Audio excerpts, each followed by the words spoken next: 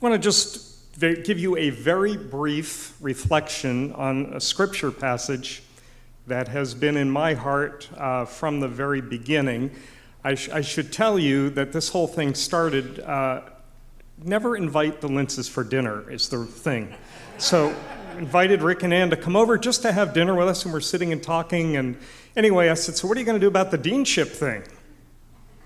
And he did one of these, he goes,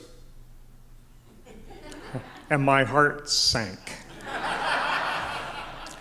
So let us hear the word of God together. This is a passage of scripture that's probably well known to you. It comes at the end of John's gospel, following the resurrection of Jesus. And Jesus says to Peter, most assuredly I say to you, when you were younger, you girded yourself and you walked where you wished.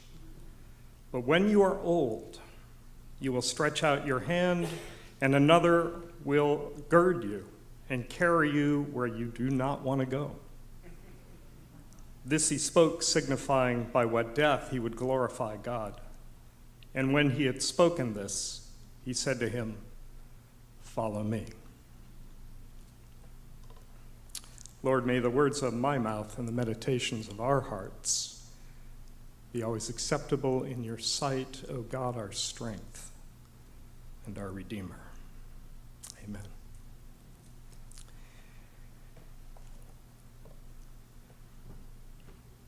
This is not what I had planned on. And as I've thought about this call in this season of my life, and I've reflected back a little bit on my life, I've realized almost my whole life has not been what I have planned on.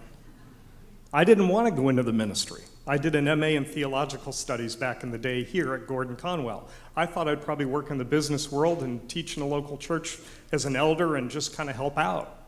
God had different plans. So after 5 years of ministry, I thought, well, I think teaching is what I really love. I'm going to go back and do a PhD. I went and did a PhD and looked for work for 2 years and did not get one interview. I am that bad. There's no accounting for taste. So I thought, okay, Lord, and I had been a pastor for 12 years, and so I thought, all right, continue on in the church then. So for 20 years, I was a senior pastor. Then I thought, okay, I'll be here for 4 more years and I'll retire. Lesson number 2, never talk with Jim Singleton personally. Jim came to our church and said, Tom, there's this thing going on, and we had this conversation out of nowhere, and so here I am.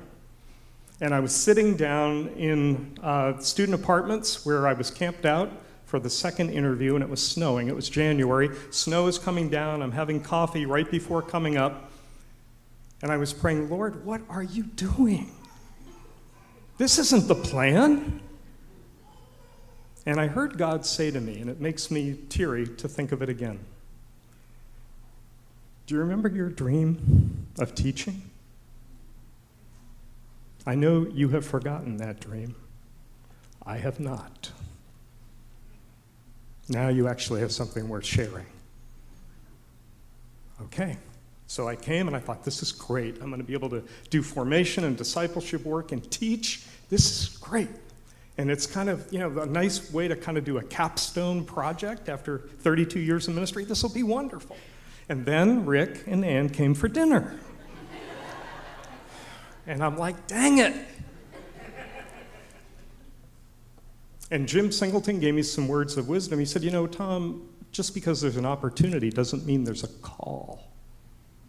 And that was very sobering for me. I thought, he's right. So I had to think and pray a lot about this decision. It is not what I had planned on. My whole life has not been what I had planned.